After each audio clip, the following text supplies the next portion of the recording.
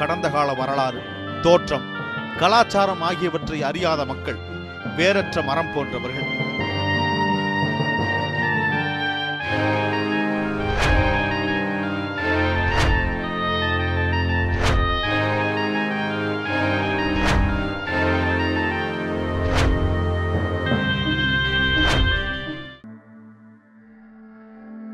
உதவாதினி ஒரு தாமதம் உடனே விழி தமிழா. இந்த வரிகளை புரட்சி கவிஞர் பாரதிதாசன் எழுதி ஆண்டுகள் 50 கடந்து விட்டன. ஆனால் இன்றும் நாம் விழித்துக் கொள்ளவில்லை. கல் தோன்றி மண் தோன்றா காலத்து முன் தோன்றி மூத்தகுடி தமிழ்குடி என்கிற பெருமைமிகு வாக்கியத்தை எப்போதும் மார்தட்டி சொல்லும் நாம் அதை ஆதாரத்தோடு நிரூபணம் செய்ய வாய்ப்பு கிடைத்திருக்கும் வேளையில் கண்மூடி கிடக்கின்றோம். கீழடி சங்கம் வளர்த்த மதுரையில் இருந்து சுமார் 11 கிலோமீட்டர் தொலைவில் அமைந்துள்ள கிராமம். சிவகங்கை மாவட்டத்தில் அமைந்திருக்கும் இந்த சிறு கிராமம் தமிழர்களின் பெரும் பெருமையை உலகுக்கு உறக்கச் சொல்ல காத்திருக்கிறது. ஆனால் அதை கேட்க நாம் தயாராகவில்லை என்பதுதான் சோகம். இந்தியா முழுக்க பழங்கால நாகரிகம் குறித்து ஆய்வு மேற்கொண்டு வரும் மத்திய தொல்லியல் துறை கடந்த 2013-2014 ஆண்டுகளில் வைகை நதி படுகையில் உருவான நாகரிகத்தை பற்றி ஒரு விரிவான கள ஆய்வை நடத்தியது. வைகை நதி துவங்கும் வெள்ளி மலையிலிருந்து அது கடலில் கலக்கும் இடம் வரை நதியின் இருபுறமும் சுமார் 8 கிலோமீட்டர் தொலைவு வரை உள்ள அனைத்து கிராமங்களையும் தொல்லியல் துறை வல்லுநர்கள் ஆய்வு செய்தனர். தேனி, திண்டுக்கல், மதுரை, சிவகங்கை, ராமநாதபுரம் ஆகிய 5 மாவட்டங்களை உள்ளடக்கிய அந்த பகுதியில் சுமார் 293 கிராமங்கள் தொல்லியல் முக்கியத்துவம் வாய்ந்த கிராமங்களாக கண்டறியப்பட்டன. அந்த கிராமங்களில் வரலாற்று முக்கியத்துவம் வாய்ந்த தடயங்களும் தொல்லியல் எச்சங்களும் மிக அதிகமாக அடையாளம் காணப்பட்ட கிராமம்தான் கீழடி. சுமார் 4.5 கிலோமீட்டர் சுற்றளவு 110 ஏக்கர் பரப்பளவில் தொல்லியல் துறை கண்காணிப்பாளர் அமர்நாத் ராமகிருஷ்ணன் தலைமையிலான குழு நடத்திய ஆய்வில் சுமார் 2200 ஆண்டுகளுக்கு முந்தைய 5300 தொல்பொருட்கள் கிடைத்துள்ளன. இப்போது கிராமமாக நம் கண்முன் நிற்கும் கீழடி ஒரு காலத்தில் மிகப்பெரிய நகரமாக இருந்து வந்தது அந்த பொருட்களின் மூலம் தெரிய வந்துள்ளது. இன்றைய நாள் வரை சிந்து சமவெளி நாகரிகம் போல ஒரு பழமையான நாகரிகம் இந்தியாவில் இல்லை என்பதே பல முன்னணி வரலாற்று ஆசிரியர்களின் எண்ணம். சங்க இலக்கியம் போன்ற பழந்தமிழ் இலக்கியங்களில் இருப்பவையெல்லாம் கற்பனையானவை என்பதும் மிகைப்படுத்தப்பட்டவை என்பதுமே அவர்களது கருத்து. ஆனால் அந்த கருத்தை சுக்கு நூறாக உடைக்கும் வெடியாக இருக்கிறது கீழடி. சங்ககால தமிழகத்தில் ஒரு நகர நாகரிகம் இருந்ததற்கான தொல்லியல் ஆதாரங்கள் எதுவும் இதுவரை கண்டறியப்படாத நிலையில் முதன்முறையாக ஒரு நகர நாகரிகம் இருந்ததற்கான முழுமையான அடையாளங்கள் கீழடியில் கண்டறியப்பட்டுள்ளன. சுமார் 2000 ஆண்டுகளுக்கு முற்பட்ட வளர்ச்சி பெற்ற முழுமையான ஒரு நகரம் இப்போது ஆய்வாளர்களால் வெளிக்கொண்டு வரப்பட்டுள்ளது. வரிசை வரிசையாக கால்வாய்கள் அங்கு கட்டப்பட்டுள்ளன.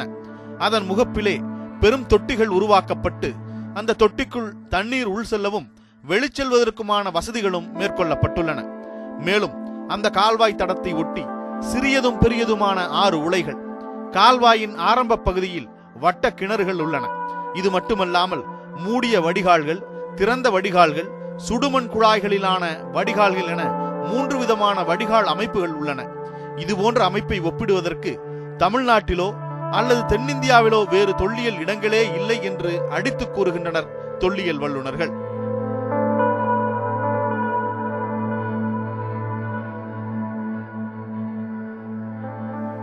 கீழடியில் முத்துக்கள், தந்தங்களால் ஆன பல்வேறு பொருட்கள், சதுரங்க காய்கள், எண்ணிலடங்கா மணிகள், வணிகர்களின் எடைக்கற்கள் நமக்கு கிடைத்திருக்கின்றன.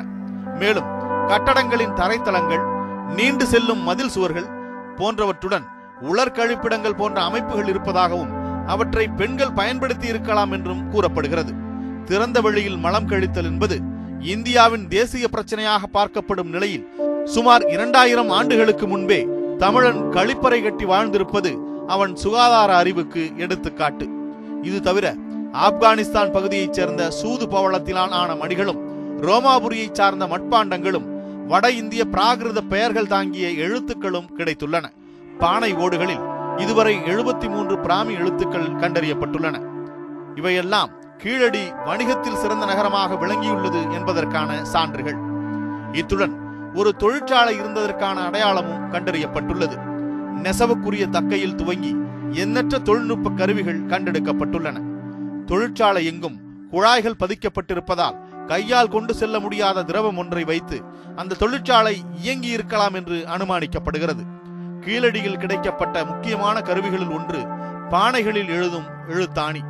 மென்மையான பானை உடையாமல் அதில் எழுத எதை பயன்படுத்தினார்கள் என இத்தனை நாளாக இருந்து வந்த விடை தெரியாத கேள்விக்கு விலங்குகளின் எலும்பில் செய்யப்பட்ட எழுத்தாணி என்கிற பதில் கிடைத்திருக்கிறது.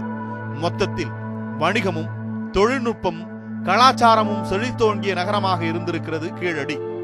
இதில் பெருமைக்குரிய விஷயம், மத பிரிவினைகளை ஏற்படுத்தி தமிழர்களை அழிக்க நினைப்பவர்களுக்கு சம்மட்டி அடியாக இருக்கிறது கீழடி கண்டுபிடிப்பு என்பதுதான்.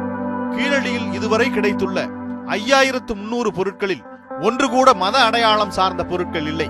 இதன் மூலம் பெருமதங்களின் ஆதிக்கம் அல்லாத அடையாளமே உண்மையான தமிழரின் அடையாளம் என மாறுதட்டுகிறது கீழடி. அதேபோல் கண்டெடுக்கப்பட்டுள்ள நூற்றுக்கணக்கான ஆபரணங்களில் தாலி போன்று எதுவும் இல்லை. இதனால் திருமண பந்தம் என்பது இரு மனங்களின் நம்பிக்கை சார்ந்ததாகவே அக்காலத்தில் இருந்திருக்க முடியும் என்றும், அந்த நம்பிக்கைகள் உடைந்த பின்பே தாலி போன்ற அடையாள பொருள் ஒன்று இருமண பந்தத்திற்குள் உருவாகி இருக்கும் என்றும் ஆய்வாளர்கள் தெரிவிக்கின்றனர். கீழடியில் கிடைத்திருக்கும் கட்டடங்களை கொண்டு அப்போது வாழ்ந்த மக்களின் வாழ்வையும் பண்பாட்டையும் ஆராய்ந்து கொண்டிருந்த தொல்லியலாளர்களுக்கு அங்கு வாழ்ந்த விலங்கு பற்றிய தகவல் ஒன்று கிடைத்தது. சுவாரஸ்யமான கதை. கீழடி அகழ்வாராய்ச்சியில் கண்டெடுக்கப்பட்ட செங்கல் ஒன்றில் ஒரு விலங்கின் கால் தடம் பதிந்திருந்தது. அது செங்கல் காய்வதற்கு முன்பாகவே அந்த விலங்கு தெரியாமல் செங்கலை மிதித்திருக்கலாம் என்றும், அதனால் அதன் காலடி தடம் பதிந்திருக்கலாம் என்றும் யூகிக்கப்பட்டது. இருப்பினும் அது என்ன விலங்கு என்பதை கண்டுபிடிக்க முடியவில்லை. ஏனெனில் அதன் கால் தடம் தற்போது உள்ள எந்த விலங்கின் கால் தடத்தோடும் ஒத்துப்போவது போலில்லை. தொல்லியலாளர்கள் பிரத்யேக ஆய்வுக்கு அதை அனுப்ப முடிவு செய்த நிலையில் அந்த செங்கலை பார்த்த அதிகம் படிக்காத ஆனால் வன அறிவு பெற்ற ஒருவர் அது நாயின் காலடி என்று தெரிவித்துள்ளார். தற்போது இருக்கும் நாய்களை விட அளவில் பெரியதாக அந்த நாய் இருந்திருக்க வேண்டும் என்று கூறிய அவர், அதுபோன்ற நாய்கள் 5 சேர்ந்தால் ஒரு புலியை கூட வீழ்த்த முடியும் என்றும் கூறியுள்ளார். இந்த ஆச்சரியம் நீங்குவதற்கு முன்பாகவே கீழடியின் நாகரிகம் அகழ்வாராய்ச்சியாளர்களுக்கு ஒரு ஐயத்தை ஏற்படுத்தி உள்ளது. தற்போது இருக்கும் மதுரை நகரம் சங்க இலக்கியங்களில் வரும் மதுரை அல்ல என்று மறைந்த தமிழறிஞர் ராஜமாணிக்கனார் போன்ற தமிழ் ஆய்வாளர்கள் தொடர்ந்து கூறி வந்திருக்கின்றனர். ஏனெனில் மதுரை காஞ்சி, நெடுநல்வாடை போன்ற சங்க இலக்கியங்களில் வரும் மதுரை திருப்புவனத்திற்கு மேற்காகவும் திருப்பரங்குன்றத்திற்கு நேர்கிழக்காகவும் அமைந்திருக்கிறது. ஆனால் தற்போதுள்ள மதுரை நகரம் திருப்பரங்குன்றத்திற்கு தென்கிழக்கில் அமைந்திருக்கிறது. இதனை சுட்டிக்காட்டி தமிழ் அறிஞர்கள் தங்களது சந்தேகத்தை எழுப்பி வந்த நிலையில் புவியியல் அமைப்புகளை கொண்டு பார்க்கும் போது கீழடியில் கண்டுபிடிக்கப்பட்டுள்ள நகரம்தான் மதுரையாக இருந்திருக்க முடியும் என்ற அனுமானத்திற்கு வர முடிகிறது. மேலும் தற்போதைய மதுரையில் கிடைத்த பழமையான கல்வெட்டுகள் என்பது கிபி 9ஆம் நூற்றாண்டு கல்வெட்டுகள் தான். அதைவிட பழமையான தொல்பொருட்கள் கிடைத்திருக்கும் கீழடியே பாண்டிய மன்னர்கள் தலைநகராக ஆண்டதும் சங்கம் வைத்து தமிழ் வளர்த்ததுமான மதுரையாக இருக்கலாம் என்கிற கருத்து தற்போது உருவாகியுள்ளது. மேலும் சிலப்பதிகாரத்தில் மதுரையில் உள்ளதாக குறிப்பிடப்பட்டுள்ள நாளங்காடி, அல்லங்காடி உள்ளிட்ட பல்வேறு வணிக முகாம்கள் கீழடியில் கண்டுபிடிக்கப்பட்ட கட்டடங்களோடு ஒத்துப்போகின்றன. இதில் கவனிக்க வேண்டியது, இத்தனை அரிய தகவல்களும் வெறும் 2 ஆண்டு ஆராய்ச்சியில் கிடைத்தவை என்பதே. அகழ்வாய்வுக்காக தேர்ந்தெடுக்கப்பட்ட 110 ஏக்கர் பகுதியில் வெறும் 50 சென்டுகளுக்கு உள்ளாக 102 குழிகள் மட்டுமே தொல்லியல் துறையால் தோண்டப்பட்டுள்ளது. மீதமிருக்கும் 100க்கும் மேற்பட்ட பகுதிகளை ஆராய்ந்தால் இன்னும் பல அதிசயிக்கத்தக்க தகவல்கள் நமக்கு கிடைக்கலாம்.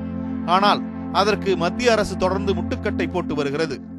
கீழடியில் 2015 மற்றும் 2016 ஆகிய 2 ஆண்டுகள் அகழாய்வு மேற்கொள்ளப்பட்டிருந்த நிலையில் 2017ஆம் ஆண்டிற்கான அனுமதியை மத்திய அரசு நிறுத்தி வைத்தது.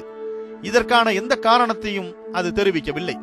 மேலும் 3வது கட்ட ஆய்வுக்காக நிதி கோரிக்கை அனுப்பி காத்திருந்த தொல்லியல் துறை கண்காணிப்பாளர் அமர்நாத் ராமகிருஷ்ணன் அசாம் மாநிலத்திற்கு மாற்றப்பட்டார். அதற்கு காரணம் கேட்டபோது துறை ரீதியான நடவடிக்கை என்கிற பதிலே வந்தது. இதற்கு எதிர்ப்பு தெரிவித்து பெங்களூரு தீர்ப்பாயத்தில் அமர்நாத் ராமகிருஷ்ணன் முறையிட்டார். ஆனால் அவரது முறையீடு குறித்து தீர்ப்பாயம் பரிந்துரை செய்தும் தொல்லியல் துறை அதை 2வது முறையாகவும் நிராகரித்து விட்டது. முன்னதாக இந்த பணியிட மாற்றத்தை ரத்து செய்து மீண்டும் அமர்நாத்தை கீழடி ஆய்வு பணியில் ஈடுபடுத்த கோரி வழக்கறிஞர் கனிமொழி மதி என்பவர் உயர்நீதிமன்ற மதுரை கிளையில் மனு தாக்கல் செய்தார். இதனை விசாரித்த நீதிபதிகள் எம் சுந்தரேஷ், என் சதீஷ்குமார் ஆகியோர் கொண்ட அமர்வு கீழடி அகழாய்வு சிறப்பாக நடைபெற வேண்டும் என்பதிலும் அதை சிறந்த அதிகாரி மேற்கொள்ள வேண்டும் என்பதிலும் நீதிமன்றத்திற்கு அக்கறை இருப்பதாக தெரிவித்தனர். மேலும் கீழடியில் அமர்நாத் ராமகிருஷ்ணனே ஏன் பணியில் தொடரக்கூடாது என்று கேள்வியும் எழுப்பியிருந்தனர். ஆய்வுக்கு எடுத்துக்கொண்ட பகுதியில் 1% நிலப்பரப்பு கூட ஆராய்ச்சிக்கு உட்படுத்தப்படாத நிலையில் தொடக்கத்திலிருந்து ஆய்வில் ஈடுபட்ட அமர்நாத் ராமகிருஷ்ணனை மத்திய அரசு இடமாற்றம் செய்ததும், அவருக்கு பதிலாக ஜோத்பூரில் புராதன சின்ன பராமரிப்பு துணை காப்பாளரான அமர்நாத்தை விட அனுபவம் குறைவான ஸ்ரீராமனை கண்காணிப்பாளராக நியமித்திருப்பதும் உள்நோக்கங்களற்ற தற்செயல் நிகழ்வாகவே தமிழர்கள் பார்க்க விரும்பினாலும் மத்திய அரசின் தொடர் செயல்பாடுகள் அந்த பார்வையை மாற்றும் வகையில் அமைந்து வருவதாக தமிழின ஆர்வலர்கள் குற்றம் சாட்டுகின்றனர். காரணம், குஜராத்தில் உள்ள தொழவீராவில் 13 ஆண்டுகள் அகழாய்வு செய்ய அனுமதித்த மத்திய அரசு, ஆந்திராவில் உள்ள நாகார்ஜுன கொண்டாவில் 10 ஆண்டுகள் அகழாய்வு செய்ய அனுமதித்த மத்திய அரசு, அகிச்சித்ராவில் 6 ஆண்டுகளும் குஜராத்தில் உள்ள லோத்தலில் 5 ஆண்டுகளும் அகழாய்வு செய்ய ஊக்குவித்த மத்திய அரசு கீழடி ஆராய்ச்சியை மட்டும் 2 ஆண்டுகளில் முடிவுக்கு கொண்டு வருவதின் பின்னணி என்ன என்கிற கேள்வி ஒவ்வொரு தமிழனின் மனதிலும் விஸ்வரூபம் எடுத்து நிற்கத்தான் செய்கிறது. ஒரு தொல்லியல் பொருள் எத்தனை ஆண்டு பழமையானது என்பதை கண்டுபிடிக்க அதன் கரிமூல பொருட்களின் மாதிரியை வேதிப்பொருள் ஆய்வகங்களுக்கு அனுப்பி கார்பன் 14 பகுப்பாய்வு எனும் முறையில் ஆய்வு செய்ய வேண்டும். பெரும்பாலும் இது போன்ற பொருட்கள் அமெரிக்காவின் புளோரிடாவில் உள்ள பீட்டா அனாலிசிஸ் ஆய்வு நிறுவனத்திற்கு அனுப்பப்படுகின்றன. அகழாய்வில் கண்டறியப்பட்ட பொருட்களில் எத்தனை பொருட்களின் மூலக்கூறு மாதிரிகளை கார்பன் 14 பகுப்பாய்வுக்கு அனுப்ப வேண்டும் என்பதை மத்திய தொல்லியல் துறை முடிவு செய்கிறது. ராஜஸ்தானில் உள்ள காளிபங்கனில் நடத்தப்பட்ட அகழாய்வில் 28 பொருட்களின் மாதிரியை ஆய்வுக்கு அனுப்பி வைத்துள்ளனர். தொழவீராவில் இருந்து 20 பொருட்களின் மாதிரியையும், ஆனால் கீழடியில் கண்டறியப்பட்ட மூலப்பொருட்களின் மாதிரியில் 2 மட்டும்தான் கார்பன் 14 பகுப்பாய்விற்கு அனுப்ப மத்திய தொல்லியல் துறை அனுமதி வழங்கியுள்ளது. குறைந்தபட்சம் 10 பொருட்களின் மாதிரியையாவது ஆய்வுக்கு அனுப்பினால்தான் பொருட்களின் உண்மை தன்மையை அறிய முடியும் என்பது தொல்லியலாளர்களின் கருத்து. கீழடியில் அகழாய்வு தொடங்கப்பட்ட போது குஜராத்தில் உள்ள பிரதமர் மோடியின் சொந்த ஊரான வாட் நகரிலும் ராஜஸ்தானில் உள்ள பிஞ்சோர் என்னும் இடத்திலும் அகழாய்வுகள் தொடங்கப்பட்டன. இந்த 3 இடங்களிலும் கடந்த 2 ஆண்டுகளாக அகழாய்வு நடந்து முடிந்த நிலையில் வாட் நகரில் 2017ஆம் ஆண்டு நடைபெற வேண்டிய 3ஆம் கட்ட ஆய்வுக்கான தொடக்க நிகழ்ச்சி 2016ஆம் ஆண்டு நவம்பர் 7ஆம் தேதியே கொண்டாடப்பட்டு விட்டது. பிஞ்சோரில் ஜனவரி 1ஆம் தேதி துவக்க விழா நடந்தது. ஆனால் கீழடியில் மட்டும் ஆய்வு செய்ய அப்போது அனுமதி அளிக்கப்படவில்லை. இதனையடுத்து தமிழ்நாடு முற்போக்கு எழுத்தாளர்கள் மற்றும் கலைஞர்கள் சங்கம் உட்பட பல்வேறு அமைப்புகள் கீழடிக்காக குரல் கொடுத்து போராட்டங்களை முன்னெடுத்தன. மத்திய அரசுக்கு அழுத்தம் அதிகமானதை அடுத்து 2 ஆண்டுகள் நடைபெற்ற அகழாய்வு தொடர்பான அறிக்கை தயாரிக்கும் பணிகள் நடப்பதாகவும், அறிக்கை தாக்கல் செய்த பின்பே ஆய்வு பணிகள் தொடங்கப்படும் எனவும் மத்திய கலாச்சாரத்துறை அமைச்சர் மகேஷ் சர்மா விளக்கம் அளித்தார். இதனைத் தொடர்ந்து வாட் நகரிலும் பிஞ்சோரிலும் நடத்தப்பட்ட ஆய்வுகள் குறித்து அறிக்கை அளிக்கப்பட்ட பின்புதான் தொடங்கப்பட்டனவா என்கிற தமிழ் அறிஞர்களின் கேள்விக்கு மத்திய பாஜக அரசு மௌனம் சாதித்தது. இருப்பினும் கடந்த ஜனவரி மாதம் ஆய்வறிக்கை தயாரான பின்னும் மத்திய அரசுக்கு அகழாய்வை தொடங்கும் திட்டம் இருப்பது போல் தெரியவில்லை. இதனையடுத்து மத்திய அரசுக்கு தொடர்ந்து எதிர்ப்பு குரல்கள் எழவே மார்ச் மாதத்தில் அனுபவம் குறைவான ஒரு அதிகாரியை கொண்டு 3ஆம் கட்ட ஆய்வு பணிகளை அது தொடங்கியுள்ளது. சரஸ்வதி நதியை கண்டறிய கோடிக்கணக்கில் செலவிட்டுக் கொண்டிருக்கிற மத்திய அரசு விஞ்ஞான பூர்வமான ஆய்வின் அடிப்படையில் கண்டறியப்பட்ட கீழடியில் ஆய்வை தொடர ஒத்துழைக்க மறுக்கிறது. அயோத்தியில் ராமாயண அருங்காட்சியகம் அமைக்க முதற்கட்டமாக 225 கோடி ரூபாயை ஒதுக்கியுள்ள இந்த அரசுதான் கீழடியில் கண்டறியப்பட்ட பொருட்களை கால பகுப்பாய்விற்கு அனுப்ப வெறும் 1 லட்சம் ரூபாயை ஒதுக்கியுள்ளது. தமிழக அகழாய்வுகளை மத்திய அரசு புறக்கணிப்பது முதல் முறை அல்ல. கடந்த 2005ஆம் ஆண்டு திருநெல்வேலி மாவட்டத்தில் நடந்து முடிந்த ஆதிச்சநல்லூர் அகழாய்வு முடிவுகள் மற்றும் அறிக்கைகள் தற்போது வரை வெளிவரவில்லை. சிந்து சமவெளி நாகரிகத்துடன் நேரடி தொடர்புடைய பல பொருட்கள் ஆதிச்சநல்லூரில் கிடைத்துள்ள நிலையில் அதன் ஆய்வறிக்கையை பெற்று வெளியிட வேண்டும் என்று தமிழகத்தைச் சேர்ந்த அறிஞர்கள் தொடர்ந்து வலியுறுத்தி வருகின்றனர். இப்படி அகழாய்வு முடிந்து 10 ஆண்டுகளுக்கு பிறகும் அறிக்கையை வெளியிட முயற்சி செய்யாத தொல்லியல் துறை அகழாய்வு நடந்து கொண்டிருக்கும் இடத்தில் அறிக்கையை கேட்டு அதை நிறுத்தியதற்கு ஒரே நோக்கம்தான் இருக்க முடியும் என்பதை இந்தி திணிப்புக்கு எதிராக கொதித்தெழுந்த தமிழர்களுக்கும் தங்களது அடையாளங்களுள் ஒன்றான ஜல்லிக்கட்டுக்காக ஆர்ப்பரித்து எழுந்த தமிழ் நெஞ்சங்களுக்கும் சொல்லி விளங்க வைக்க வேண்டியது ஒன்றுமில்லை. தங்களது சுய அடையாளங்களை அழிக்க நடத்தப்பட்ட படையெடுப்புகளை கடந்து தமிழர்கள் தங்களை தக்க வைத்துக் கொண்டு வாழ்ந்ததற்கு அடையாளங்கள் தமிழகமெங்கும் கிடைத்துக் கொண்டே இருக்கின்றன. அதில் கீழடியைப் போல முக்கியமான வேறொரு சாட்சியம் கொடுமணல். தற்போது ஈரோடு மாவட்டத்தில் இருக்கும் கொடுமணலில் பல்வேறு ஆயுதங்கள், ஆபரணங்கள், ரோமானியர்களுடன் வணிகத்தில் ஈடுபட்டதற்கான சாட்சிகள், இவற்றுடன் 500க்கும் மேற்பட்ட சுடுமண் பாண்டங்களும் கண்டெடுக்கப்பட்டன. அவ்வாறு கிடைத்த சுடுமண் பானைகளில் கிறுக்கல்களாக பல எழுத்துக்களும் பொறிக்கப்பட்டிருந்தன. அவற்றை வேதியியல் ஆய்வுக்கு உட்படுத்திய போது அவையெல்லாம் கிமு 6 மற்றும் 5ஆம் நூற்றாண்டைச் சேர்ந்தவை என்பது உறுதிப்படுத்தப்பட்டது. அதுவரை இந்தியாவில் நடைபெற்ற எந்த அகழ்வாராய்ச்சியிலும் எழுத்துக்கள் பொறித்த பானைகள் இந்த அளவுக்கு கிடைத்ததில்லை.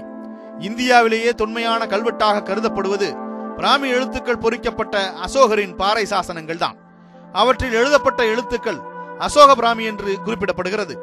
அசோகரின் கல்வெட்டுகள் 3ஆம் நூற்றாண்டைச் சேர்ந்தவை என்பதனால் பிராமி எழுத்துதான் இந்தியாவில் முதலில் தோன்றிய எழுத்தாக இருக்கலாம் என்று கணிக்கப்பட்டது. ஆனால் அந்த கணிப்பை காணாமல் போகச் செய்யும் அளவிற்கு இருந்தன கொடுமணல் கண்டுபிடிப்புகள். அவற்றில் இருந்தவை அசோகர் பிராமி அல்ல என்பதும், முழுக்க முழுக்க தமிழர்களை சார்ந்த தமிழ் பிராமி என்கிற தமிழ் எழுத்துக்கள் என்பதும் வரலாற்றை வேறு கண்ணோட்டத்தில் பார்க்க நிர்பந்தித்துள்ளது. தமிழி என்கிற நம் தமிழர்களின் எழுத்து பழமையானதுதான் என்பதை குறிக்க பல நூல்களிலும் சான்றுகள் கிடைத்துள்ளன.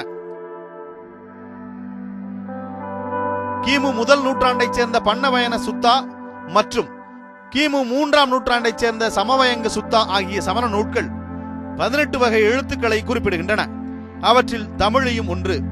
புத்தரின் கதையை கூறும் 3ஆம் நூற்றாண்டைச் சேர்ந்த மிக முக்கியமான பௌத்த நூலான லலித விஸ்தாராவில் திராவிட லிபி சுட்டிக்காட்டப்பட்டுள்ளது. இந்த திராவிட லிபி என்பது தமிழிதான் என செக் நாட்டில் பிறந்து தமிழ் அறிஞராய் வாழ்ந்து மறைந்த கமில் சுவலபில் குறிப்பிட்டுள்ளார். அசோகர் காலம் கிமு 3ஆம் நூற்றாண்டு என்று வரையறை செய்யப்பட்டுள்ள நிலையில் கிமு 6ஆம் நூற்றாண்டிலேயே தமிழ் மக்கள் தங்களுக்கென தனியான ஒரு மொழியை கொண்டு எழுதியுள்ளார்கள் என்பது நிரூபணமானால், இந்தியாவிலேயே முதலில் எழுத்தறிவு பெற்றவர்கள் தமிழர்கள் தான் என்பது சிலரது அரசியலுக்கு எதிரானதாய் நிற்கும் என்பதால் அதை இருட்டடிப்பு செய்யும் முயற்சியில் அவர்கள் இறங்கியுள்ளனர். அதே சிலர்தான் கீழடியில் கண்டுபிடிக்கப்பட்டுள்ள பொருட்கள் சிந்து சமவெளி நாகரிகத்தை விட பழமையானவை அல்ல என்று ஆங்காங்கே போஸ்டர்களை ஒட்டும் வேளையிலும் ஈடுபட்டுள்ளனர். கடல் கொண்ட பூம்புகாரின் கீழ் பொதிந்து கிடந்த தமிழரின் உண்மை அடையாளமே வெளிப்பட்டுள்ள நிலையில் வெள்ளிடை மலையான கீழடியை அவ்வளவு எளிதில் மறைத்துவிட முடியாது. இருப்பினும் கண்டுபிடிக்கப்பட்ட பொருட்கள் பத்திரப்படுத்தப்படுமா என்கிற அச்சம் தமிழ் ஆர்வலர்கள் மத்தியில் எழுந்துள்ளது. கண்டுபிடிக்கப்பட்ட தொல்பொருட்களை காக்க இந்தியாவெங்கும் 44 கள அருங்காட்சியகங்கள் மத்திய தொல்லியல் துறையின் கீழ் இருக்கின்றன. இவற்றில் தமிழகத்தில் இருப்பதோ ஒரே ஓர் அருங்காட்சியகம் மட்டுமே. அதுவும் சென்னை கோட்டைக்குள் இருக்கிறது. கர்நாடகத்தில் 6 மத்திய கள அருங்காட்சியகங்களும் ஆந்திராவில் 4 அருங்காட்சியகங்களும் உள்ளன. கீழடியில் எடுக்கப்பட்ட பொருட்கள் அந்த துறையின் மைசூர் கிட்டங்கிக்கு கொண்டு செல்லப்படும். அதன் பின் அது நமக்கு நிச்சயம் எட்டாக்கணியே. ஏற்கனவே தமிழகத்திலிருந்து படியெடுக்கப்பட்ட பல்லாயிரம் கல்வெட்டுகள் மைசூரில் தான் இருக்கின்றன. அவற்றை நமது பல்கலைக்கழகங்களாலேயே அணுகவோ ஆய்வுக்கு உட்படுத்தவோ இயலாத நிலைதான் இன்று வரை நீடிக்கிறது. இந்த நிலையில்தான் கீழடி அகழாய்வில் கிடைத்த பொருட்களை இங்கே கள அருங்காட்சியகம் அமைத்து காட்சிப்படுத்த வேண்டும் என்ற கோரிக்கை அழுத்தமாக பதிவு செய்யப்பட்டு வருகிறது. இந்த கோரிக்கையை முன்வைத்து மத்திய அரசிடம் பெற்றுத்தர வேண்டிய பொறுப்பு மாநில அரசுக்கு உரியது. ஆனால் தொடர்ந்து மத்திய அரசின் திட்டங்களுக்கு மாநில அரசு ஒத்துழைப்பு வருவதால் வழக்கம் போல் அது அமைதி காத்துக் கொண்டிருக்கிறது. தமிழகத்தில் கள அருங்காட்சியகம் அமைப்பதைப் போலவே அரசு செய்து முடிக்க வேண்டிய மற்றொரு முக்கிய விஷயம் இந்த அகழாய்வுகளை துரிதப்படுத்துவது. இந்த ஆராய்ச்சிகள் தாமதப்படுத்த நமது அடையாளங்களை நமது அறியாமையால் நாமே அழித்து வருகிறோம். விவசாய வீழ்ச்சியாலும் ரியல் எஸ்டேட் தொழில் பெருக்கத்தாலும் பல அரிய பொக்கிஷங்கள் அடங்கிய நிலங்கள் எல்லாம் பிளாட்டுகளாகவும் கட்டடங்களாகவும் மாறி வருகின்றன. கீழடி நிலம் கூட அது தென்னை மர தோப்பு என்பதால் மட்டுமே ஆய்வுக்கு பயன்படுத்த முடிந்தது. இதனால் வேகமாக கட்டடமாக மாறி வரும் பகுதிகளை உடனே ஆய்வு செய்ய வேண்டிய நிர்பந்தத்தில் நாம் இருக்கிறோம். கீழடியில் கிடைத்துள்ளவை உண்மையிலேயே பழமையானவையா இல்லையா என்ற விவாதங்களை தொல்லியல் அறிஞர்கள் செய்து கொள்வதே சரி. ஆனால் அகழாய்வை அனுமதிக்க மாட்டோம் என்ற அரசியல் ரீதியான முடிவை அரசியல் கொண்டு எதிர்கொள்ள தமிழர்கள் தயாராக இருக்க வேண்டும். தமிழர்களின் அடையாளங்களை நாகரிகங்களையும் பாடத்திட்டங்களில் சேர்த்து மாணவர்களுக்கு இது குறித்த விழிப்புணர்வை ஏற்படுத்த வேண்டும் என்ற முழக்கமும் எழுந்து வருகிறது. சிறு குழந்தைகளுக்கு நாகரிகத்தை கற்றுக் கொடுக்கும் போது அது எவ்வளவு பாரம்பரியமிக்கது என்பதையும் போதிக்க வேண்டும். நாம் நண்பர்களோடு சேர்ந்து வடநாட்டு உணவகத்திற்கு சென்று ராஜஸ்தான் தாலி வாங்கி வயிறு நிறைய சாப்பிடும் அதே வேளையில் முதுமக்கள் தாழி குறித்த உரையாடலை தொடங்க வேண்டும். இடிக்க வேண்டிய தீண்டாமை சுவர்களை எல்லாம் இன்னும் இடிக்காமல் வைத்திருக்கும் நம் சமூகம் காக்க வேண்டிய தமிழர் அடையாளத்தை பிறர் தகர்க்க விடுவது சரியா?